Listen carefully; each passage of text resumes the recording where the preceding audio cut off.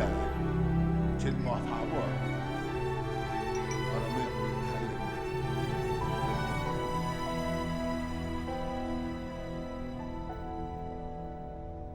محترم تئوفیلوس، بسیار کسان از روی نقل‌هایی که شاهدان و خدمتچیان اولین خوشخبر به ما رسانیدند با ترتیب نوشتن واقعه‌ها را سر کردند که در بین ما روی داده بودند. از این رو من هم این واقعه‌ها را از اول با دقت آموخته لازم دانستم که آنها را با ترتیب به شما بنویسم تا درست بودن تعلیمات را که در آن تربیت یافته اید بدانید.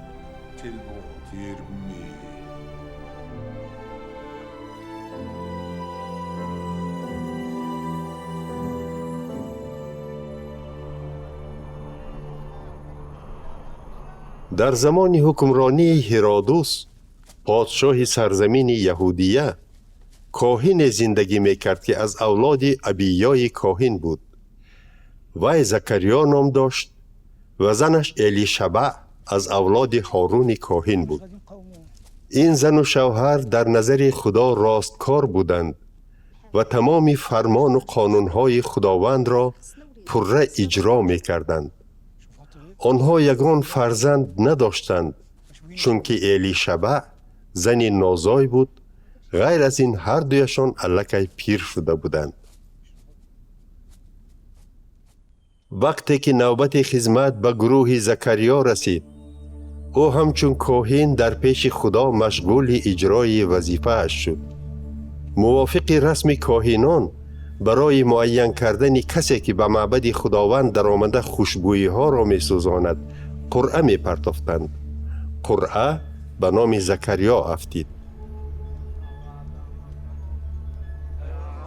وقتی که زکریا مشغول سوزاندن خوشبویی بود، تمام مردم در بیرون ایستاده دعا می کردند.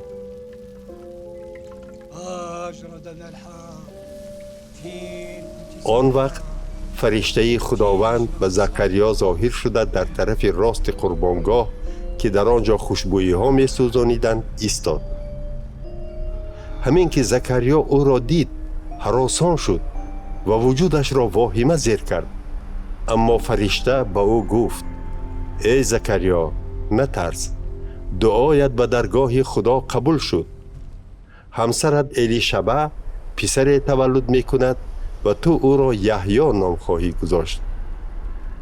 شادی و خرسندی نصیبت می گردد و تولد این کودک باعث خوشنودی بسیاری ها می شود. زیرا او در نظر خداوند بزرگ خواهد شد. او باید هیچ وقت شراب و می ننوشد. وقتی که کودک هنوز در بطن مادرش است، قدرت روح القدس یعنی قدرت روح خدا با او خواهد بود. او از بین خلق اسرائیل بسیار کسان را به سوی خداوند خدای آنها برمیگرداند.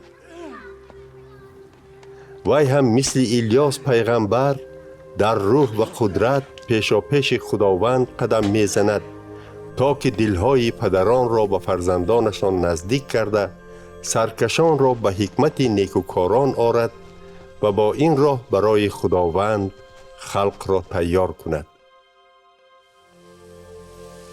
زکریا از فرشته پرسید: از کجا می فهمم که این اجرا می شود؟